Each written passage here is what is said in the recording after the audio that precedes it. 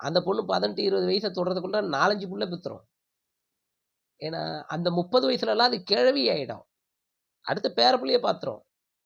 அந்த மாதிரியான காலகட்டத்தில, மணியம்மைய அவங்க வந்து திருமணம் பண்ணியிருக்காங்க. இது அவங்களுடைய இண்டிவிஜுவல்.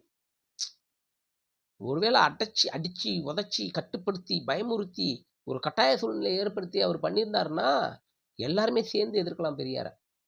அது இல்லையே. நீங்க அத எதிர்க்கிறதுக்கு காரணம் என்ன? உங்களுக்கு வேற வழி இல்ல. வேற தெரியல.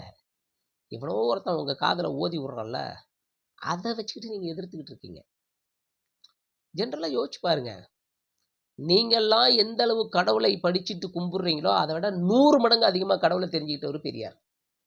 அவரு தான் எதிர்த்தார். கடவுள எதிர்த்தார். இதுல இன்னொரு பெரிய கூத்து என்ன தெரியுங்களா? கடவுள கும்பிட்டவன்லாம் வா கோவில் உள்ற எல்லாரும் போலாம். எல்லாருக்குமான இடம்ன்ட்டு இங்க போராடல வரல.